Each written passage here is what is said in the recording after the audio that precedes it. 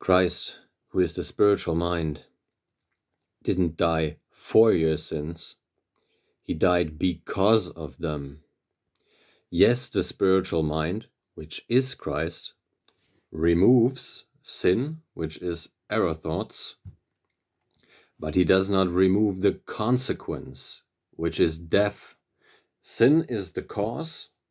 Your error thoughts are the cause of your death, which is your suffering, which is the effect.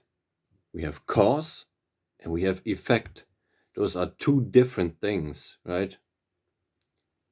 So the psychological suffering that you incur, which is death, is separate from the sin.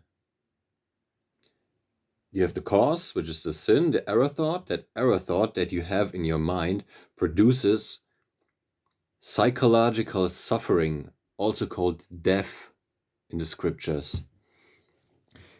It is not talking about the death of this physical body. It is talking about the death of your soul. Your soul is your psyche, your psychological life. Your psychological life consists of your thoughts and it consists of your feelings, correct? Say you who are watching this video right now, say you are a mother or a father. Do you not discipline your own children? Do you not discipline your own children because you love your children? Meaning sometimes you give grace and sometimes you dish out punishment, right? When it is called for, correct? So when you are saying that you are like that with your child and you say that God isn't like that God does not dish out judgment, that there are no consequences with God, then you are saying that you are better than God. Think about that for a second. You're actually saying that you are better than God when it comes to educating, when it comes to raising your own child. Let's read Proverbs chapter 13, verse 24. He that spareth his rod hateth his son. So if you hate your son, that means you reject him. You don't correct him. Okay? You don't give him any correction. That means you hate him.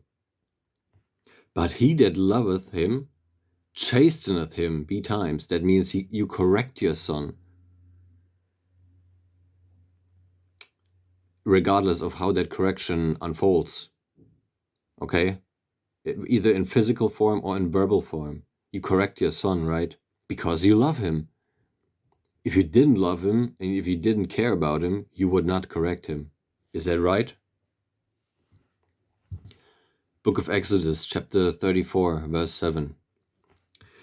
Keeping mercy for thousands, forgiving, that means removing error thoughts, iniquity, in this case, selfishness, and transgression and sin. So God does forgive sin.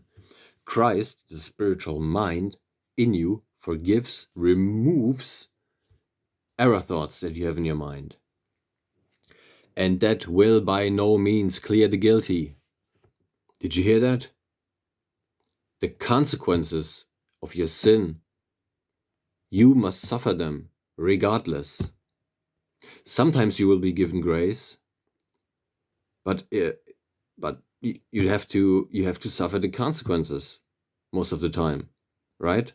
Just like your parent sometimes gives you grace, but more often than not, they will correct you, right?